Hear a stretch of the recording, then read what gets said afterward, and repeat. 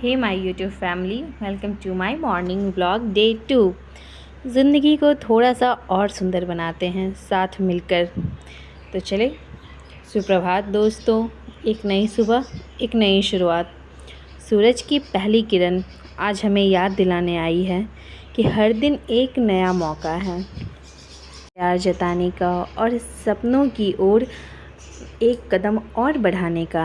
चाय की पहली चुस्की हो या बच्चे की मुस्कान, हर छोटी चीज़ में छुपी होती है एक बड़ी खुशी।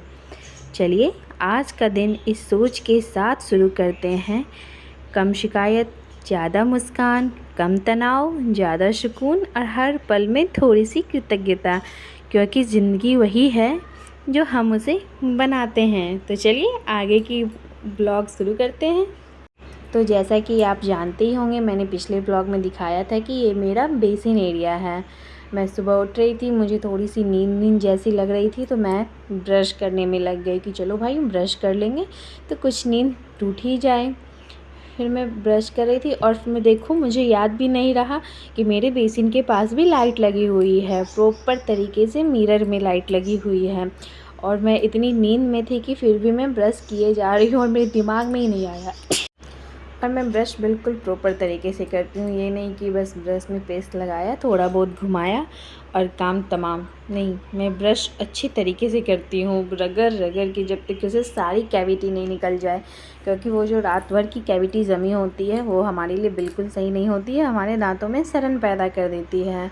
और मैं तो अभी कितने दिनों से फ़िलहाल बस एक ही पेस्ट यूज़ कर रही हूँ, जिसे कि हम लोग टूथपेस्ट भी कहते हैं, सेंसोडाइन का। सेंसोडाइन इतनी सही पेस्ट है, आपके दांतों में किसी भी तरह की सेंसेशन होती है या ठंडा गर्म थोड़ा सा दर्द वगैरह भी हो जाता है, या अगर आपके मसूड़ों में सूजन तक भी हो जाती है तो सेंसोडाइन उसे कवर कर लेती है। और आपने ध्यान दिया मेरी ब्रश पे सेंसोडाइन की है, क्योंकि सेंसोडाइन की ब्रश की जो ब्रिसल्स होते हैं वो बहुत ही सॉफ्ट होते हैं, जो कि मेरे मसूड़ों को छिलते नहीं हैं। मेरी दांत बिल्कुल मेरे पिताश्री की तरह है। मेरे पिताजी के भी दांत छोटे छोटे हैं, जिसके कारण कि मसूड़ों में जल्दी ही ठोकर लग जाती है, और मेरे दांत भी छोटे छोटे हैं। और इसीलिए चाहे मैं कुछ कड़ा चीज़ खा लूँ या फिर ब्रश हो गया, मेरे मसूड़ों में जल्दी ही ठोकरें लग जाती है और वो छिल जाते हैं।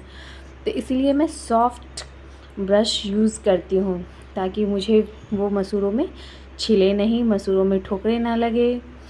इसीलिए चलो फिर आगे का देखते हैं।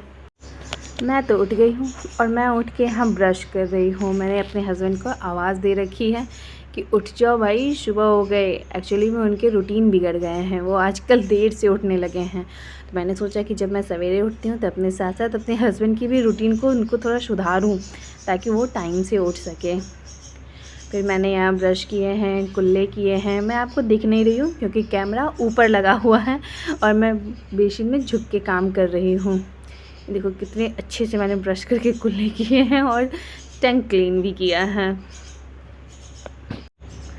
फिर मैंने फेस पे मारे पानी। आज मेरी फेस में थोड़ा थोड़ा ऑयलिंग हो रखे थे, मतलब नाक के वाली जो एरिया है वहाँ पे ऐसा लग रहा था जैसे कि तेल जमा हो। मतलब जब फेस अपने ऑयल छोड़ते हैं तो फिर मैंने सोचा कि क्यों ना, ऐसे भी नींद मेरी टूट नहीं रही थी सिर्फ ब्रश करने से भी, तो चलो आज फेस वॉश कर लेते हैं। सुबह सुबह के टाइम में बिल्कुल अच्छे से प्रॉपर तरीके से फेस वॉश कर लेते हैं। और फिर मैं लग पड़ी अपने फेस वॉश करने में। किए जा रही हूँ वैसे आँखों में भी चली जाती है, तो मैं आँखों के पास से वो फ़ेन को मैंने हटा दिया है।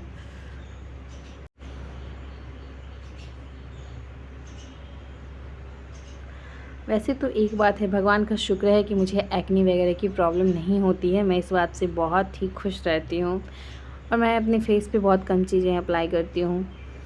बस एक होता है ना कि माइल्ड सा फेस वॉश हो, जो कि सिर्फ फेस वॉश कर सके, और इससे ज़्यादा कुछ नहीं। तो मैं फेस वॉश कर रही हूँ। आँखों में जो काजल लगाया था वो देखो कैसे काले काले हो रखे हैं।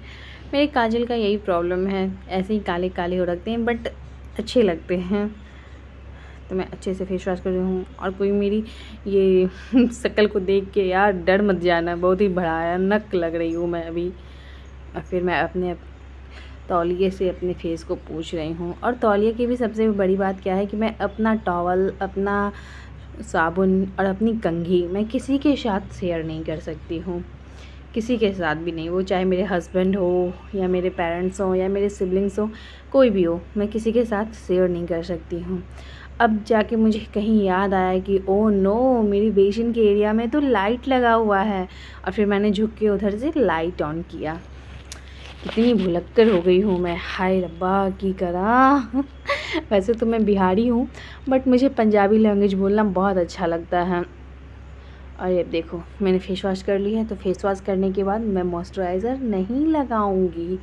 मैं क्या लगाऊंगी, ये देखो, मुझसे उसके ढक्कन नहीं खुल रहे हैं जो मैं लगाऊंगी। ये देखो, मैं लगाऊंगी गुलाब जल, इसको कि इंग्लिश में रोज़ वाटर भी कहते हैं। ये मैं थोड़ा टैप टैप टैप टैप करके इसे लगाती हूँ मैं फेस वॉश करने के बाद। और ये आँखों वाली एरिया पे तो मैं अच्छे से लगाती हूँ, क्योंकि वो ठंडक ठंडक लगता है और मुझे काफ़ी सुकून देता है आँखों वाली एरिया में। और मैं ऐसे टैप टैप टैप टैप करके लगाती हूँ पूरा अच्छे से। गले में भी लगा लिया है, क्योंकि जब आप फेस की केयर कर रहे हो तो आपको गले में भी लगाना चाहिए, क्योंकि फेस और गला हमेशा खुला हुआ रहता है। मैंने अपने टॉलियों को हटाया, ये लो स्टाइल में, और उधर मैंने चेयर पे उसे रख दिया। अब बारी आई है मेरे बालों की। भाई साहब, बालों में तो इतनी ज़्यादा उलझनें पड़ी हुई हैं, जितनी उलझनें मेरी ज़िंदगी में है उतनी, उससे भी ज़्यादा उलझनें तो मेरी बालों में रहा करती है हमेशा। और ये देखो, मैंने बाल को ऐसे झटका तो मेरे हाथ में जो कट लगा है उसमें मुझे दर्द हुआ। अब ये मैंने उठाया है फेस सीरम, क्योंकि मेरे बाल, मैंने कल शैम्पू किए थे और फिर मैं बाल में ऐसे ही उलझने हैं, और उसे सुलझाने के लिए मुझे फेस सीरम का इस्तेमाल करना पड़ेगा। क्योंकि फेस सीरम लगाने के बाद क्या होता है कि एकदम स्मूथली आपके बाल बहुत अच्छे से कॉम्ब हो जाते हैं, ना कहीं अटकती है कंघी, ना अगर अटकी हुई तो बहुत ही मिनिमम अटकती है, ऐसी अटकती है कि आप उसे छुड़ा सको। लेकिन अगर आप हेयर सीरम नहीं यूज़ करते हो तो बहुत ज़्यादा अटकती है। मेरे तो जान ही निकल जाती है जब मेरी कंघी अटकती है और सर में दर्द हो जाता है।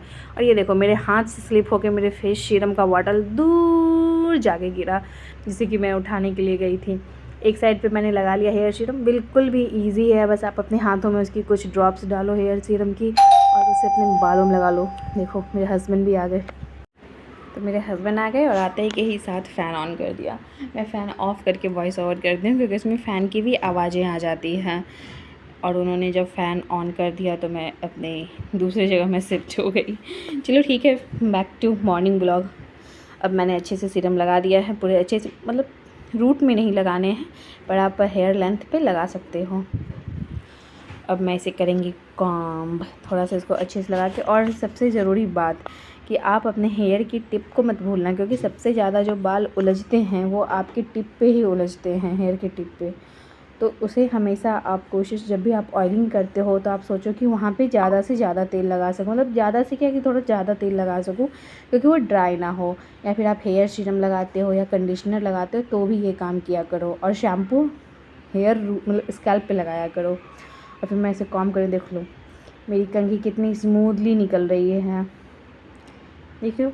और थोड़ी बहुत जो बाल निकल रही है वो बस अपने आप निकल जा रही है, एटलीस्ट मुझे पेन तो नहीं हो रहा है। ये देख लो कितनी स्मूथली निकली है, एक आध बाल निकले। मैं ना बाल को नीचे गिराना नहीं चाहती हूँ, क्योंकि वो जो उठाने में या उसे झाड़ू लगाने में बहुत परेशानी होती है, और डस्ट पैन पे पूरी तरह से उठते नहीं हैं।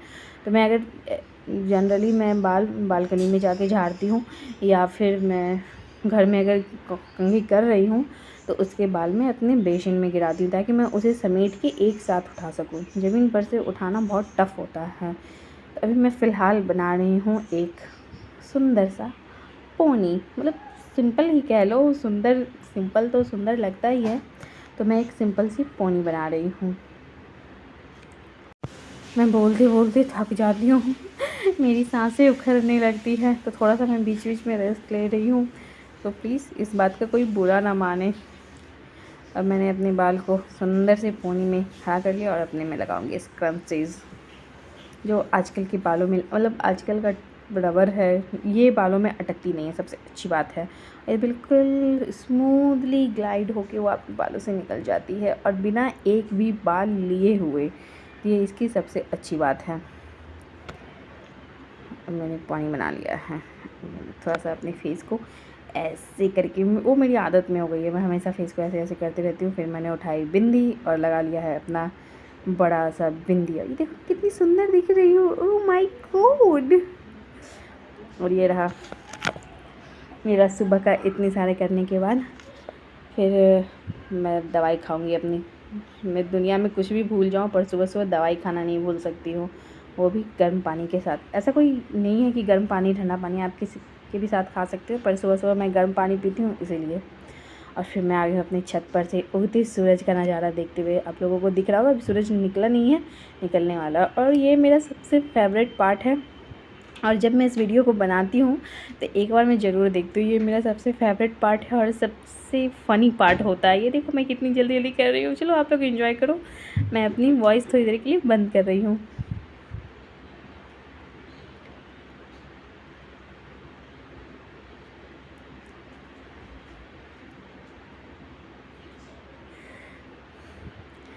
ये वाला पार्ट देख के तो मेरे हस्बैंड को भी बहुत हंसी आती है कि यार कैसी कर रही है। वो मेरे साथ नहीं जाते हैं वॉक पे।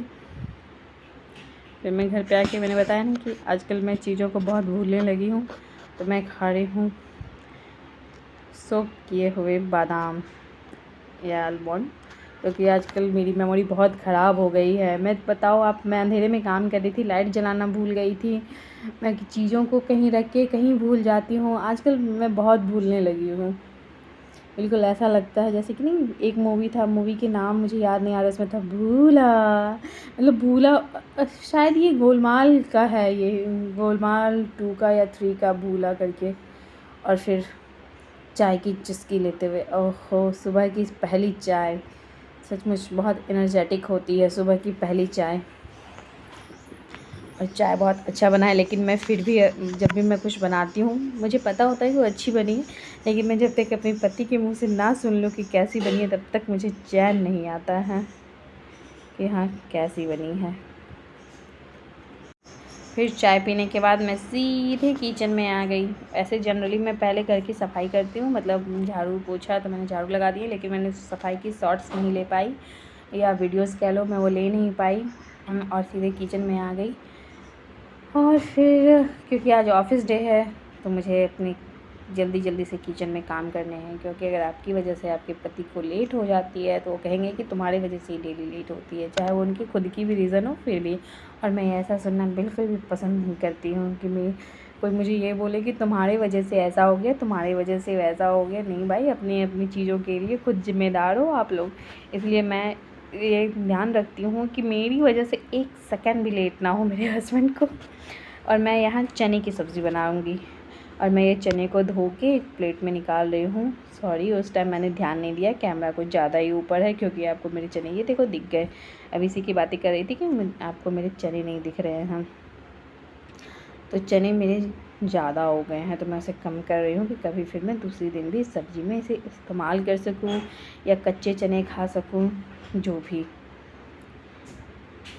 मैंने उतने चने को साइड कर दिया है। फिर मैं मेरी आदत है, मैं किचन में अगर कुछ काम करूँ मेरे हाथ भीग जाए तो मैं उसे हमेशा पोंछते रहती हूँ। बहुत लोग होते हैं कि भीगे कामों में भी वर्क कर लेते हैं, पर मुझसे नहीं होता। और ये आदत मुझे मेरे अपने पिताश्री से ट्रांसफ़र हुई है। मेरे पिताजी भी जो है वो, उनके हाथ अगर भीगे हुए हैं तो कोई और काम नहीं कर सकते हैं जब तक कि वो अपने हाथ पोंछ ना ले। तो मैंने कल किचन के टॉवल साफ़ किए थे, तो मैं उसे चेक करने जा रही हूँ कि वो सूखे नहीं, पर सूखे नहीं। और मैं ये ले आई हूँ सब्ज़ी में डालने के लिए प्याज। और प्याज थोड़े आपको ज़्यादा दिख रहे होंगे, लेकिन जो चने की सब्ज़ी बनाओ या फिर छोले बना लो, उसमें आपको प्याज प्रॉपर लगते ही लगते हैं। प्याज पे ही तो रस होते हैं, जिसे हम लोग ग्रेवी भी कहते हैं। मैं थक जाती हूँ यार बोलती बोलती। अरे अरे,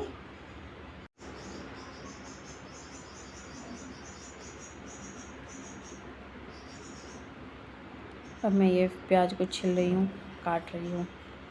मतलब पहले तो उसे काटूँगी, फिर छिलूँगी और फिर से उसे काटूँगी, क्योंकि कोई कोई प्याज के छिलके इतने ज़्यादा चिपक जाते हैं कि वो फिर खुलते ही, मतलब छिलते ही नहीं हैं, वो एकदम चिपके रहते हैं, फिर ज़िद्दी बच्चे की तरह कि नहीं मैं तो उसमें चिपका हुआ ही रहूँगा चाहे तुम कुछ भी कर लो। और ये देखो ये मेरे जुड़े हुए प्याज ये क्योंकि कल मेरे हाथ कट गए थे तो मैं ना थोड़ा संभल के कर रही हूँ, क्योंकि आज मैं दूसरे हाथ कटने का रिस्क नहीं ले सकती दूसरी बार कटने का, क्योंकि एक दिन ही मेरे हाथ कटे हैं और मुझे बहुत पता चल रहा है ना कोई काम करने में बन रहा है उसमें, तो कल पूरे दिन पेन रहा है।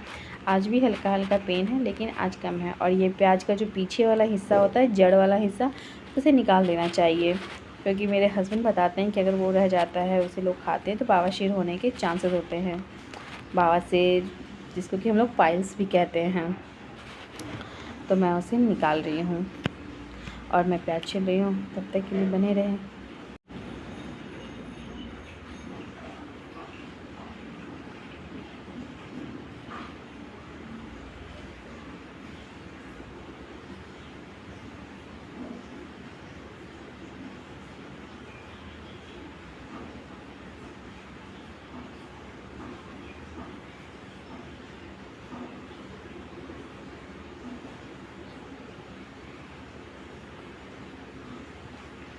ये सारी मेरी सब्ज़ी बनाने से पहले की तैयारियां हैं, ताकि मैं बर्तन चढ़ाऊँ उससे पहले मैं सारी तैयारियां कर लूँ, क्योंकि उस समय आपाधापी ना हो सके कि ये नहीं किया वो नहीं किया। और आज मुझे फिर याद आया कि मैंने सुबह में लाइव लिया था, तो फिर मैंने सोचा कि चलो सब्ज़ी की तैयारियां कर लेते हैं, उसके बाद जैसे ही सब्ज़ी छौंका मारेंगे और हम लाइव आ जाएंगे, क्योंकि सुबह की लाइव भी मेरे लिए बहुत इम्पॉर्टेंट है। मेरे लिए हर लाइव इम्पॉर्टेंट है जिसमें कि मैं आपसे इंटरेक्ट कर सकती हूँ। मेरे लिए सारी लाइवें ऑन द पिक है, मुझे करनी ही करनी होती है।